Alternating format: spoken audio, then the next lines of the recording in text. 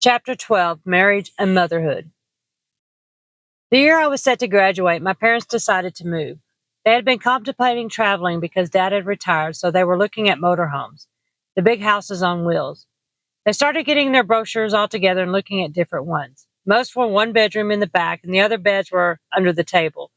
One day, as the brochure was laid out on the table, I saw the bedrooms and I asked my parents where my room was going to be in the motorhome. This apparently did not go over well, and my parents decided not to buy the motorhome, but they were still itching to move. It was in the fall of 1988 when I walked into my family home to find everything was missing. I had just gotten out of school for the day. When I came home, it looked as if we were robbed. I looked around the house and everything was gone. Clueless as to where our furniture went, I went to my room and discovered it was untouched. I realized my parents had run away. For my parents to move an entire home in one day while I was at school took a lot of cooperation from family and friends. They came in, cleared them out, and left no clues, just a note saying, "We moved and we will talk to you soon," stuck by the phone. A couple of days went by and I received a phone call. My mom and dad had moved out to some land that they had bought with other family members. I was dating my first husband, Lonnie, at the time, and wouldn't you know, my parents moved down the road from his aunt's home, where my husband was living at the time. This was not the only surprise in the phone call. The big surprise was that I could have the house, but my sister Linda and her three boys were moving in as well. This was okay with me. However, my sister soon began acting like my parents. She was trying to tell me when to come and go, and I was not having it. I soon moved in with Lonnie after I graduated. I did not get married right away. I remember going to the store with my mom one day and using a check that had my full name and my husband's full name on the check. My mom was so upset because we were not married and living together. Now, I have to say, I never heard my mom say things like get married first, then live together and have babies. I thought she was progressive, but I guess some values she kept old fashioned. I'm good with old fashioned. She should have talked with me. I knew nothing about morals and values. I was winging it with what I saw and experienced in my childhood and I watched on TV. It was in our first apartment that I found out I was pregnant. We were poor and the public library was up the road. I was curious as to what was going on in my body, so I decided to check out a video on childbirth. I remember watching it with my husband at the time and thinking I could not let this happen to me. No one prepared me for this, but in reality, it was not as bad as the video made it out to be. We got to stay in the apartment for just a couple of months when Lonnie was laid off from his job. We moved in with his mom and family. Growing up, our house never seemed to get messy. Mom and Dad both kept the house tidy. I was only responsible for my room, and that was a once a month cleaning when the dishes needed to be rounded up. I did not know how to clean, but I knew I liked to clean home. My first husband, Lonnie, was an overcleaner. He did not like clutter. He threw everything away. One time he cleaned so well that he threw his paycheck away. His family was nothing like him. He overcompensated for their lacking. We moved into the converted garage at Lonnie's mom's home.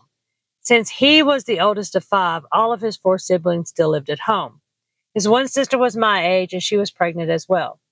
When I went to meet his family, Lonnie was very hesitant about taking me out there. I assured him I was fine with however they lived. He told me his mom was a hoarder and they did not clean the house very often. I was not used to this, which he knew because he had spent time in our home. When I visited their home, it was not bad. However, when we moved in, their true colors showed. The first night I slept there, I cried all night. I missed my mom. The funny thing was she was down the road, but she seemed so far away. I was pregnant, living in a hoarder's garage, and that year we had a flood that left me stranded from my family. It took them 2 hours to go around the flood to get me for my baby shower.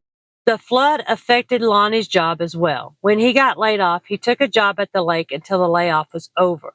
Unfortunately, the flood took that job out as well. Our marriage seemed to be starting great. Our marriage had a theme song.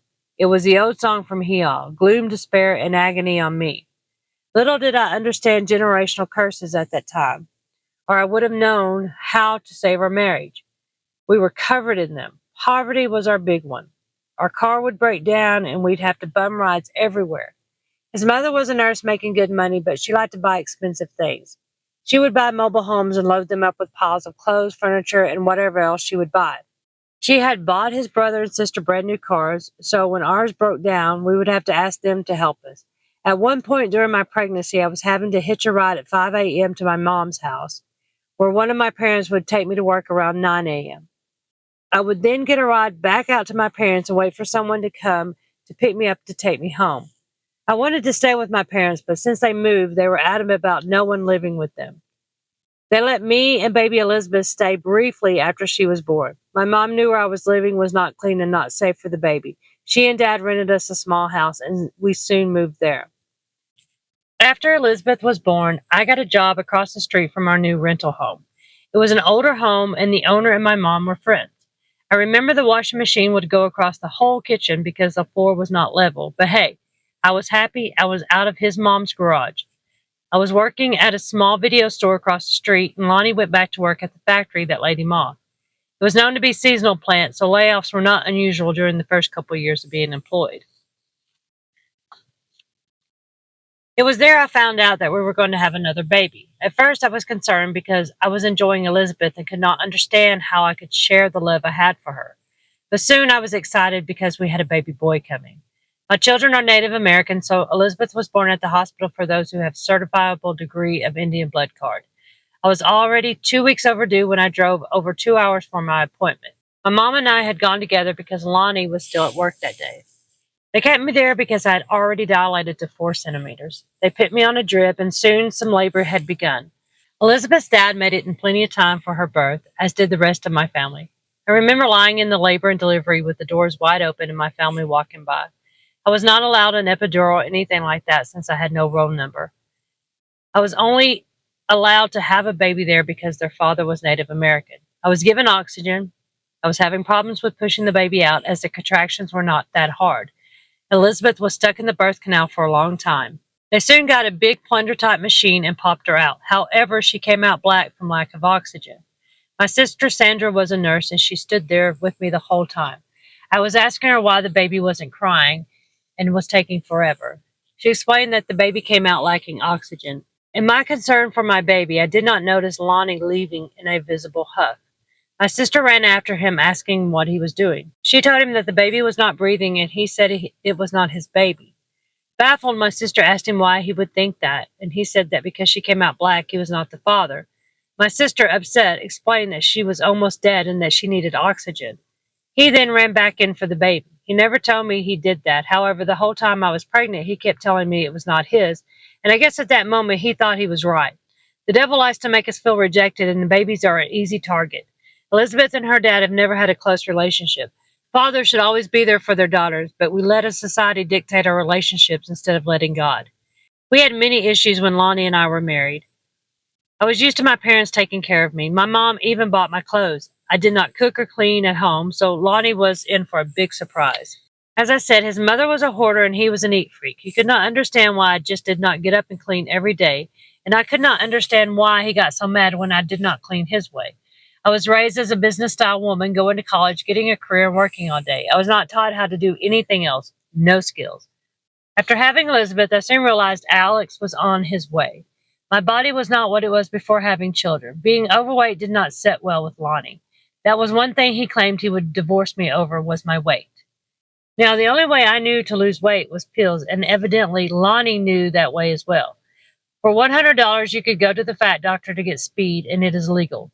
The fat doctor was on many women's speed dial where I was from. He was cheap, quick, and the pills would just get you revved up.